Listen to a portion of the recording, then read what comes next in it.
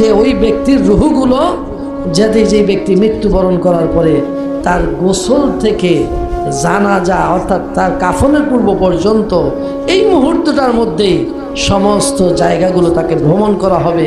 সে কোথায় থাকবে, সে কোথায় অবস্থান করবে, এই গোসল থেকে কাফন পরানোর পর্যন্ত এই ঘুরে আইনা আবার যখন কাফন পরানো হবে, কাফন পরানোর পরে তাকে যখন খাটে উঠানো হবে, এই খাটে উঠানোর সময় তার কাফনের মধ্যে রুহুটাকে দেওয়া হবে। এই রুহুটা তখন দেখবে তার জন্য কে আফসোস করে, কে কাঁদে, এমনিভাবে এই জিনিসগুলো সে দেখতে থাকবে।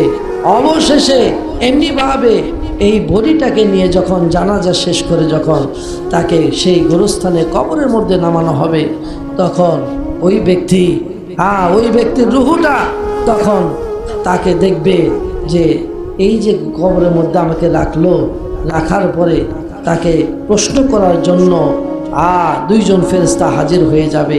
হাজির হওয়ার পরে তাকে প্রশ্ন শুরু করবে, এমনিভাবে সওয়াল শুরু করবে। জবাব দেওয়ার মতো যদি তার কাছে সেই পুঁজি থাকে তাহলে সে দিতে পারবে, আর জবাব দেওয়ার মতো যদি পুঁজি তার না থাকে তাহলে উপায় থাকবে না। এই জন্য এখনো সময় আছে, আমাদেরকে সর্বদা প্রস্তুত থাকতে হবে। আল্লাহর দরবারে ক্ষমা চাইতে হবে বেশি বেশি করে। এই ক্ষমাটা চাওয়া আমাদের জন্য এখন বড় জরুরি। এই জন্য আমরা বেশি বেশি করে ক্ষমা চাইব। হযরত এই মৃত্যুটা সম্পর্কে আমাদের আদি পিতা হযরত আদম আলাইহিসসালাম তিনিও ইঙ্গিত দিয়ে গেছেন।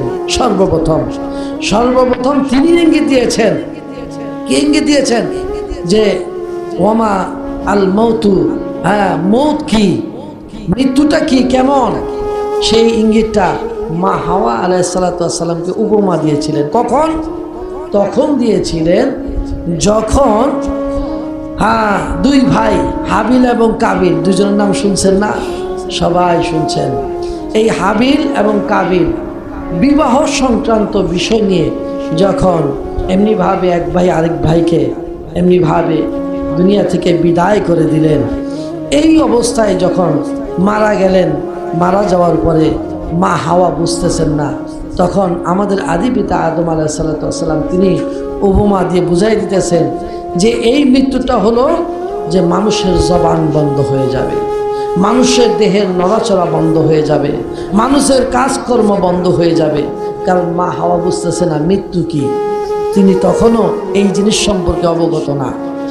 এই জিনিস অবগত করার জন্য আমাদের আদি পিতা আদম আলাইহিস সালাম মা হাওয়াকে এই বিশ্লেষণ, এই ব্যাখ্যাগুলো এনাকে বুঝাই দিতেছেন।